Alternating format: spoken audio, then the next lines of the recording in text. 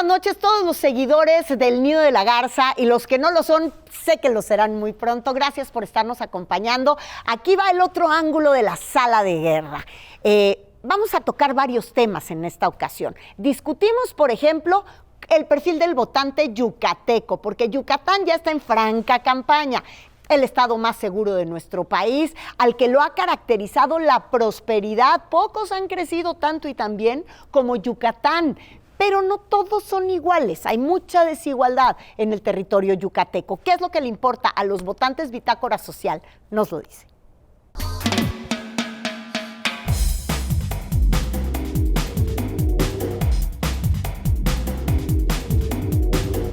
Cinco, 4, 3, 2.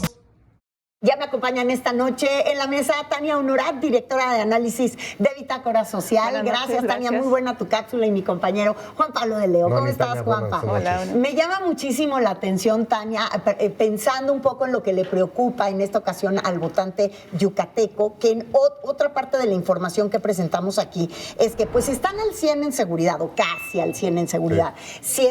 Si les ha caracterizado el progreso en las últimas décadas, yo diría, porque esto no es de hace 6 años, se viene desarrollando, pero la gente en la calle dice, nos preocupa la gentrificación en Yucatán. Sí, totalmente. Hoy podemos identificar 3 tipos de votantes, ¿no? La clase media alta, históricamente consolidada en las comunidades, en Mérida, particularmente en las grandes ciudades del estado. La clase media baja, más rural, más identificada con el pueblo maya. Claro. Y esa como que consolidación de un pacto social estaba históricamente conveniente, era conveniente, ¿no? Pero de pronto llega toda la migración, que si bien dices, ¿no? Lleva 6 años en un auge, ¿no? Ya tenía una historia previa, ¿no? Y ahí donde las tensiones culturales se encuentran, ¿no? Para la antropología este es como caldo de cultivo rico, porque son las interacciones que se dan en el día a día, donde no identifico los códigos de aquellos que no pertenecen todavía a aquí. La comunidad. Y ese tercer votante, ese recién residente, creemos que va a hacer mucha diferencia en los indicadores ahí de la elección. Ahora, casi 2 millones de habitantes en Yucatán, 1 millón de ellos está en Mérida, que, a ver, en términos electorales necesitas la capital para de alguna manera tener tipos de posibilidades, pero ¿cuál es la diferencia en los votantes, digamos, capitalinos de Mérida a estas zonas rurales, que también de pronto son tan esparcidas y no tan concentradas como lo puede ser Mérida? Sí, no, principalmente la urbanidad lo que te permite es tener un mayor acceso principalmente a la educación. Por ejemplo, Yucatán no necesariamente solo Mérida, ya lo dijiste, ¿no? En los aspectos rurales hay mucho rezago todavía de educación, de salud. De hecho, es una de las cosas que más nos salen en el trabajo de campo, ¿no? El acceso a servicios de salud. Hoy tienes una población que tiene que irse a otros estados para atender estas necesidades. Pero regresando un poco a la palabra gentrificación que tú mencionas, Mónica, yo creo que también la audiencia a lo mejor no está tan familiarizada, ¿no? ¿Qué significa eso? Que si yo mañana tengo unas personas que llegan a vivir con más poder adquisitivo, particularmente la clase media de otros estados. Y en zonas que han sido baratas. En zonas que han sido baratas. El turismo también es barato, ¿no? Este auge, ¿no? Este movimiento de Mérida como un aspecto en el que todos los mexicanos estamos volteando a ver, ¿no? El fenómeno Mérida, ¿no? Como de qué bonito es Mérida, sí, pero también qué barato y accesible es. Y por qué no pensar en invertir en un departamento, tener una mejor calidad de vida, más seguridad. Y hoy, a diferencia de hace 30, 40 años, no es tan caro ir a la península, ¿no? Hoy tienes aerolíneas de bajo costo. Pero se construye en zonas de bajo costo, desarrollos de alto costo. Exacto. Es que ese es el tema. Exacto, aumenta el precio de la vida, ¿no? La gente está percibiendo que los restaurantes empiezan a ser un poco más caros, ¿no? Particularmente con el tema del consumo es muy claro, ¿no? Ya el restaurante al que iba ya de pronto me subió un 30% y entonces los locales están como resistiendo ese cambio cultural, pero también en la interacción, como decíamos, ¿no? Les llaman los guaches, ¿no? A los chilangos que llegan a vivir a Mérida, y hay como esta también no es una confrontación directa, pero es una incomodidad que están viviendo de pronto los habitantes. Ahora, según las encuestas, las tres principales preocupaciones de las personas a nivel nacional respecto al tema electoral en este contexto es la inseguridad, que ya decía Moni, a ver, la inseguridad no es un problema en Yucatán, es el tema de la corrupción y es el tema de la economía. ¿Estos 3 temas empatan de alguna manera con las preocupaciones de los yucatecos? Sí, acordémonos que la clase media mexicana es muy entrona, ¿no? Entonces, donde me pongas trabajo, ahí voy a hacer, ahí la voy a chambear, voy a salir adelante. Entonces, si llegan de pronto los desarrollos inmobiliarios, bueno, pues venga, es trabajo, ¿no? Si llega de pronto el Tren Maya, es trabajo, ¿no? Y también la polémica también está un poco ahí, pero esas como efectos que estoy esperando es directamente en mi bolsillo, ¿no? La economía, el trabajo, el consumo y la inseguridad, pues de alguna forma está consolidada, pero no estamos seguros por cuánto tiempo. Tocaste un punto medular, que es los sistemas de salud. El sistema de salud que tiene, que es muy bueno en Yucatán, al que tiene acceso no la mayoría de la población, porque las que están más rezagadas no tienen, y no tienen derecho a ese nivel de sistema de salud. Y llama la atención porque si tú preguntas en el centro, ¿dónde están los más importantes hospitales de atención de emergencias, de especialidades? En México te dicen Ciudad de México, Nuevo León, o sea, Monterrey y Mérida, Yucatán, pero solo para algunos.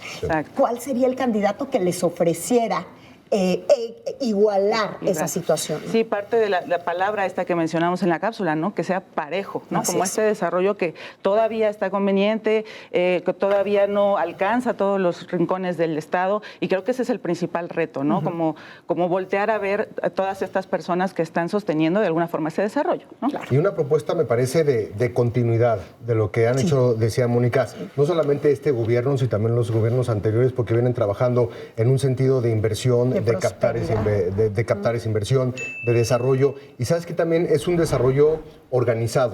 No es una mancha urbana que está creciendo de manera desordenada, sino que está creciendo de manera específica. Según lo que dicen las encuestas, que la vamos a ver más adelante, es un tema de continuidad para los yucatecos.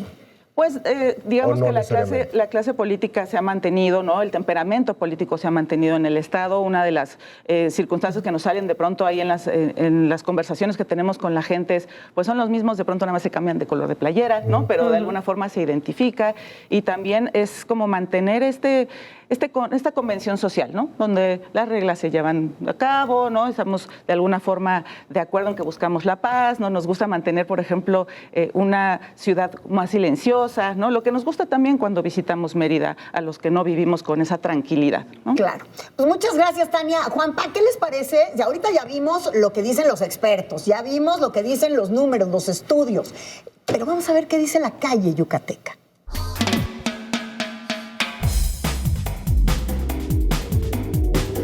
Como muy bien sabemos, entre lo que se elige este 2024 es el Congreso, la Cámara de Diputados y la Cámara de Senadores. Pero es muy importante que en ese sentido, a la hora de estar votando, hagamos un voto diferenciado, hagamos una diferencia, no nada más porque votamos por la presidencia de la República, por un partido, ya nos vamos a ir como gorda en tobogán, todo lo demás por el mismo partido. Hay que saber muy bien ¿qué diputado te toca? ¿Cuál es tu distrito? Olvídate qué diputado te toca. ¿Cuál es tu distrito? A veces ni siquiera eso sabemos. Informémonos. Recordemos que diferenciar el legislativo hará una mayor democracia en nuestro país. Pero no se los quiero explicar yo, que lo expliquen los expertos.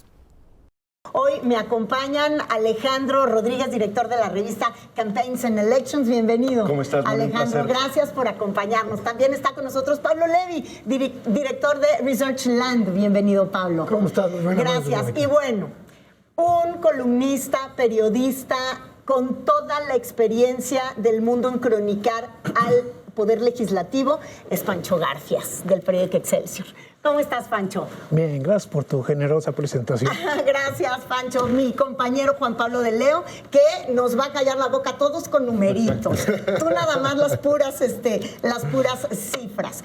¿Por qué es tan importante o cómo podemos hacer entender, sobre todo a los nuevos votantes, que son tantos millones de jóvenes, que debemos diferenciar nuestro voto a la hora de ir a las urnas por el legislativo, Pancho?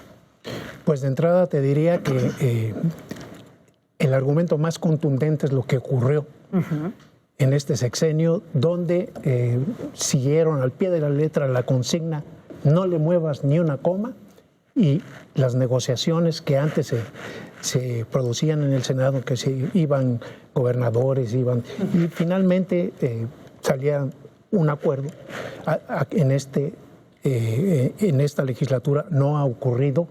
Las instrucciones vienen desde Palacio Nacional y las cumplen al pie de la letra. Afortunadamente, no tuvieron la mayoría calificada en las dos cámaras. Al principio sí la tenían en diputados, pero luego ya no, en el 21.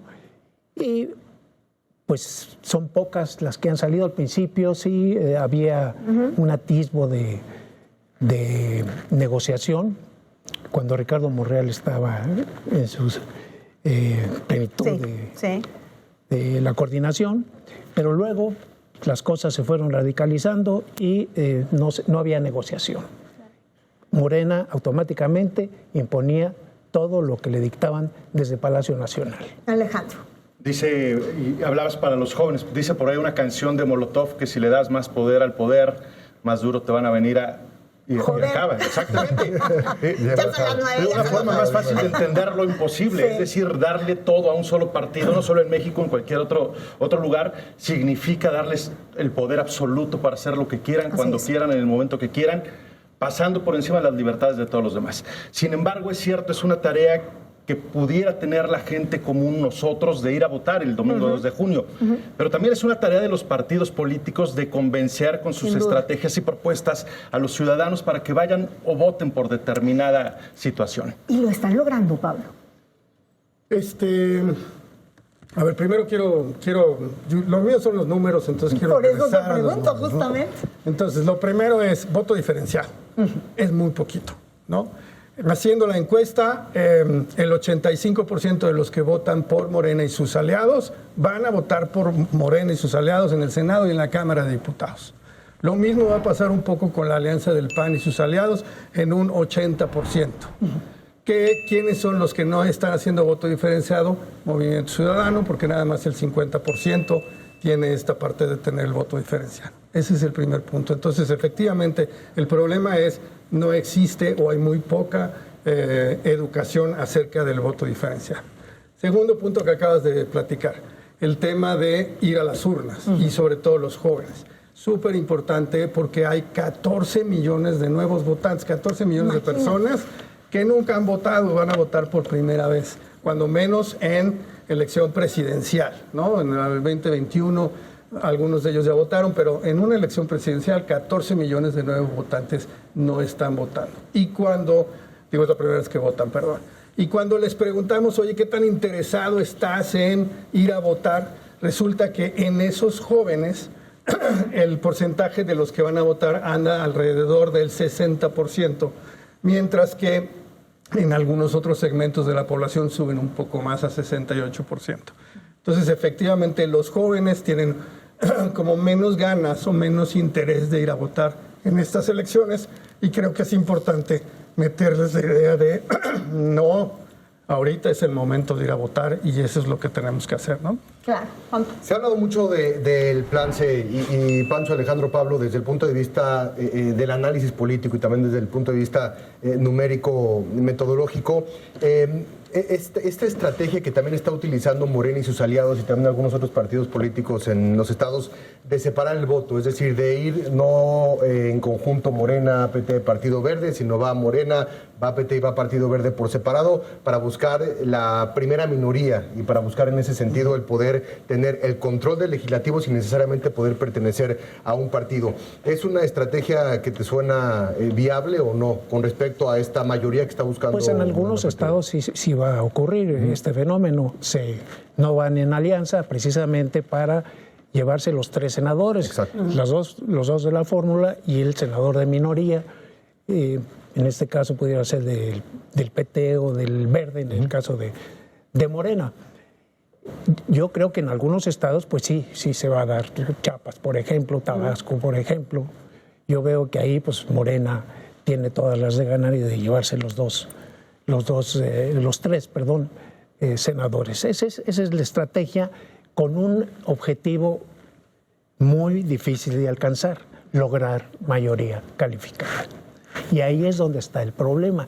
Si llega en la próxima elección a imponerse una mayoría calificada, ya te puedes imaginar o ya nos podemos imaginar lo que va a ocurrir. Ya dijo Claudia Sheinbaum que ella el sustento de su gobierno van a ser las reformas, las 20 reformas que presentó el presidente López Obrador, 18 de las cuales son constitucionales y requieren de una mayoría calificada. ¿Qué es mayoría calificada? Tener los 2/3 del Senado, en ambas cámaras. Entonces, yo esa mayoría calificada no la veo en ningún partido. Veo al contrario que la oposición va a crecer. Sí tengo dudas en quién se va a quedar con la mayoría.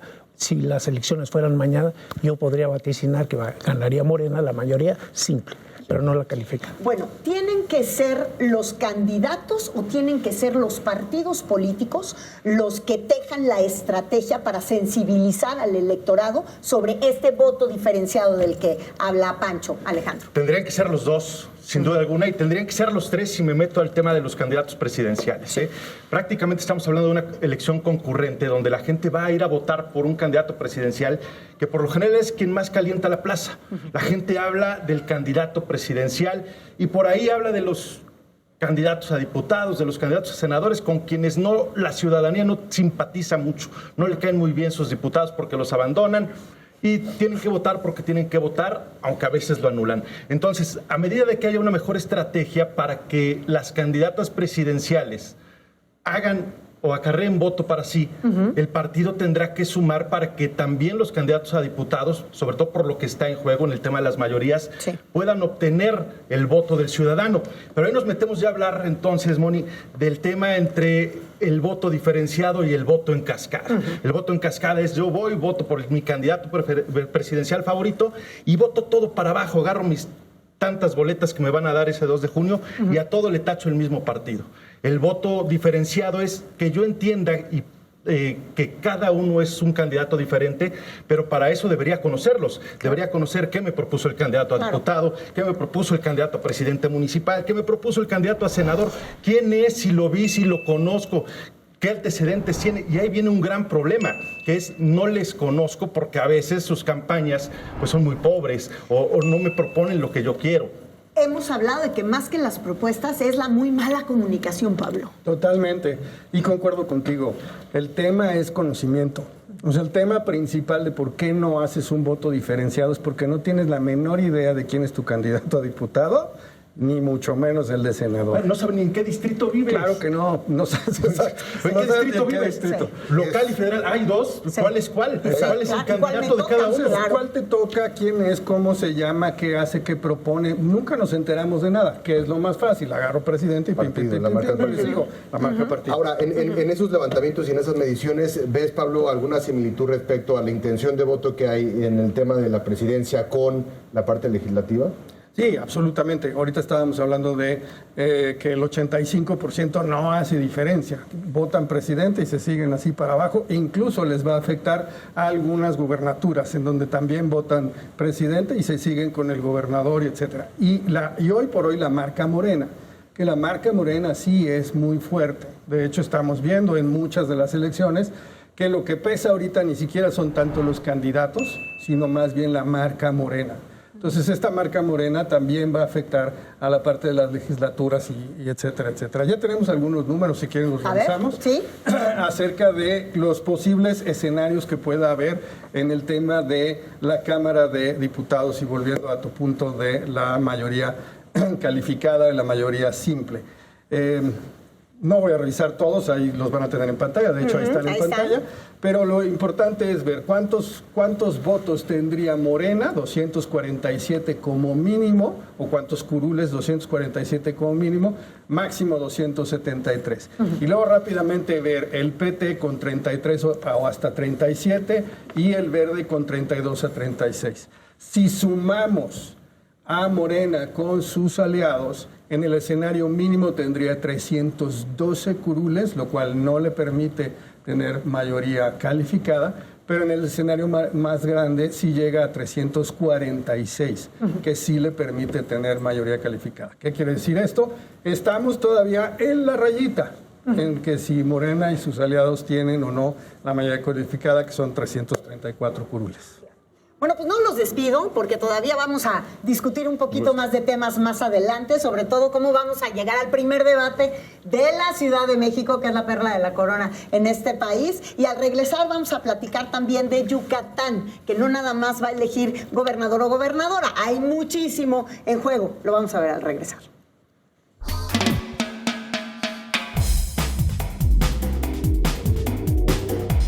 En unos días más se va a llevar a cabo el primer debate entre los candidatos al gobierno de la Ciudad de México. Santiago Taboada, Clara Brugada, Salomón Chertorivsky van a debatir. Vamos a ver qué tantas cositas traen bajo la manga, qué se van a sacar, si va a ser un debate de choque, si va a ser un debate de propuestas, quién llega mejor armado a esta contienda, a este primer debate. Vamos a analizarlo. Gracias por continuar con nosotros y vámonos con nuestro siguiente tema de discusión en esta mesa, la Ciudad de México. El primer debate entre los candidatos a gobernar la gran Ciudad de México se va a llevar a cabo ya en unos días. ¿Llegan preparados? ¿Llegan suficientes? ¿Cómo llegan en popularidad, Juan Pablo? En popularidad llega con un mayor conocimiento Clara Brugada, que le da la oportunidad a Santiago Taboada todavía de seguir creciendo en ese conocimiento. Me parece que las encuestas que vimos esta semana también que se estuvieron publicando en distintos medios de comunicación hablan de una ciudad que se mantiene dividida, con el poniente y el oriente. Con el poniente con un esquema mucho más favorable para el PAN, PRI, PRD, para Santiago Taboada, y con el oriente para Clara Brugada. Y el tema tiene que ver con la distancia que hay entre Santiago y Clara en el oriente, que es mayor a la que hay entre Santiago y Clara en el poniente de la ciudad. Entonces me parece que el mismo escenario que vimos en el 21 y que tanto están también diagnosticando los equipos de campaña se mantiene, y me parece que así llegan con mayores oportunidades para Santiago de crecer en conocimiento. Y estas oportunidades siempre se dan muy bien en los debates. El debate siempre es una oportunidad porque el más débil le apuesta a los errores del más fuerte, Pablo. Es totalmente correcto. Primero, hacer algunas aclaraciones de lo que dice Juan Pablo. Tienen poco conocimiento, y lo estamos viendo en las encuestas, tienen 50% de conocimiento, algunos, Clara Brugada llega a un poquito más, 55% de conocimiento. Entonces sigue siendo un conocimiento muy bajo, tienen que aportar en esta parte del conocimiento muy bajo. La segunda cosa que vemos es, traen una diferencia de 20 puntos, más o menos, en el polls que hacemos en conjunto, lo vemos que trae una diferencia de 20 puntos, y vemos que la encuesta es muy parejita, casi todas las encuestas, así como vemos locuras en la encuesta nacional de diferencias de 60 puntos contra diferencia de 10 puntos que nos hace ver muy mal a los encuestadores, en este caso las diferencias son muy poquitas, todas coinciden más o menos en los 20 puntos, ¿no? Entonces, en ese sentido, conocimiento y una gran diferencia es lo que está entrando a estos candidatos ahorita, que pues sí tienen que aprovechar lo que sea para darse a conocer, ¿no? Desde el legislativo, ¿cuál es tu pulso? De cómo va lo del legislativo, pues yo... ¿De cómo llegan Sí, los candidatos, pues cómo llegan. Sí. Mira, yo creo que la Ciudad de México no la tiene ganada Clara Brugada. Habla Pablo de las encuestas. Sí, hay unas encuestas que efectivamente le dan 20 puntos, otras que está a menos de un dígito, que está en un dígito, perdón. Y para mí está mucho más pareja la elección aquí en la Ciudad de México que lo que está a nivel federal. Sí, yo creo que Santiago Taboada sí tiene posibilidades de llegar a ganar la Ciudad de México. Y te voy a dar un dato. El presidente en una de sus mañaneras dijo, la Ciudad de México se está derechizando. Sí, claro. Sí, lo dijo. Digo, claro que lo dijo, no y digo ya que no claro. solo es la colonia del Valle, sino toda la ciudad se está derechizando por el bombardeo que tienen y porque pasan, decía, mucho más tiempo escuchando la radio y el bombardeo en contra de nosotros. O sea, ¿tú no lo leíste como empezar a justificar? No, como una manera de reflejar cómo está la situación. Por eso, que ellos empezaron tienen a justificar el probable triunfo que tienen otros datos, ahora sí que otros datos, o sea, que los que dicen las encuestas. Coincido con Pancho, ¿qué veo con las encuestas y con los números reales? Bueno, las encuestas, en ese gran promedio que nos hacen, nos hablan de 20 puntos. Es cierto, hay unas que se van a 40 puntos, otras que se van a 8, a 6, y de ahí sale ese gran promedio. Pero si nos vamos a los números fríos, a los de las elecciones, vamos a encontrar que Claudia ganó con el 16% de los votos.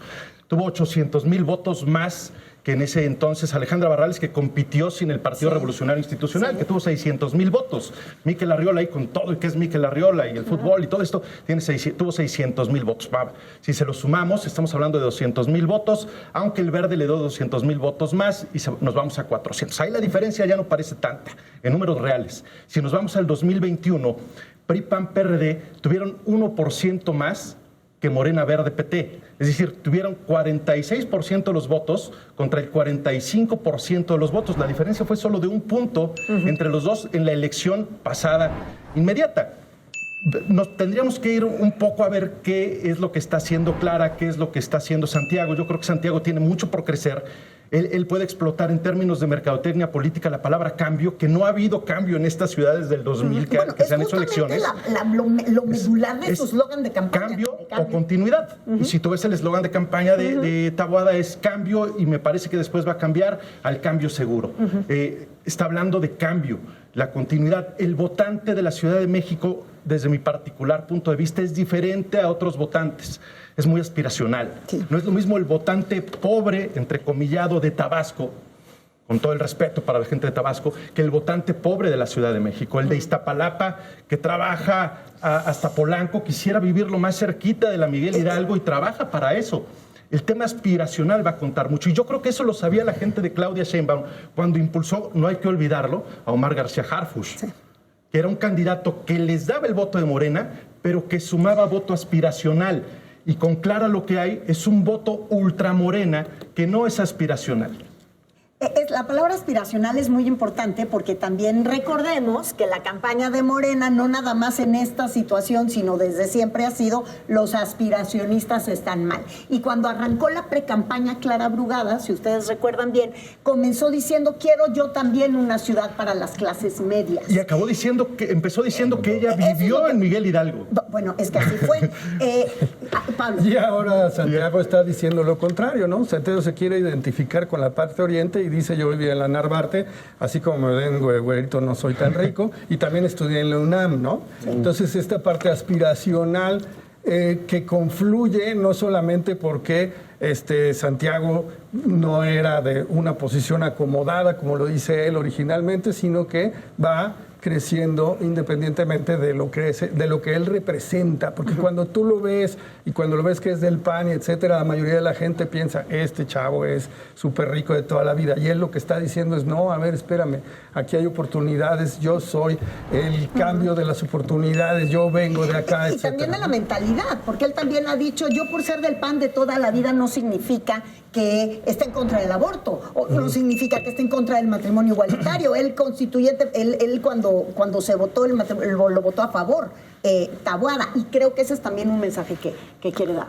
Sí, y a ver, hablando específicamente, Pancho, del tema del debate, el primer lugar siempre que llega un debate es defender, y el segundo lugar siempre que llega es un tema de atacar y prometer y proponer. Y lo hemos estado viendo también en el tema de los spots, ¿no? Y lo analizamos la semana pasada con los spots de Santiago Taboada. Pero en ese sentido, en temas de estrategia y en temas de lo que podemos ver en ese debate, ¿qué es lo que estás viendo con respecto a por dónde le puede entrar Santiago y cómo se puede defender Clara? Bueno, yo de entrada te diría que Claudia tiene un tema ahí con el cártel inmobiliario. Ese es, digamos, un arma que está utilizando para descalificar a Santiago Taboada. Pero nos hemos olvidado que también está Salomón Chertorivsky. Sí, claro. Que, a mi juicio, si estuviera en otro partido, bueno, sería un buen candidato. Un buen candidato. Lástima que está en Movimiento Ciudadano y que la intención de voto es de 5%, cuando mucho, ¿no? Bueno, entonces, ¿cómo llegan a esto? Pues, estoy seguro que va a explotar este tema del cártel inmobiliario hasta donde pueda en el debate, y que Santiago Taboada va sobre el tema de la seguridad en Iztapalapa. Ayer, quien evocaba que hace poquito se fue a meter al terreno de los morenistas Iztapalapa, y ahí hizo asumió un compromiso de que va contra la extorsión a los comerciantes, que a mí me parece... Sí, que eso es ahorita un tema me parece un tema que está muy vigente. La primera preocupación, y lo dicen las encuestas, tú que estás en ese entre los encuestadores, es la seguridad. Yo creo que es un tema básico tanto para la elecciones locales como las federales, ¿sí? Y ahí hay mucha tela de dónde cortar para descalificar al adversario. Yo veo una contienda más de ataque que de propuesta. Que lo interesante será ver cuáles son las defensas que cada uno lleva. Ya saben dónde los van a atacar. Una por el tema de seguridad, el otro por el tema del cártel inmobiliario. Tratarán de convencer cada quien con sus respuestas de qué tan culpables son o no. El tema de los debates, pasa que los debates no los ve nadie. Vienen los postdebates, es decir, todos los materiales de defensa o ataque que yo voy a recortar y que voy a pautar en redes para que toda la Ciudad de México trate de verlos. El postdebate a veces es más interesante que el debate mismo, ¿eh? Bueno, pues aquí lo vamos a estar debatiendo de todas maneras. Sí, señor. Muchísimas gracias. Gracias por habernos acompañado. Muchas gracias. Y nos vamos, Juanpa, a revisar la encuesta de encuestas. Venga.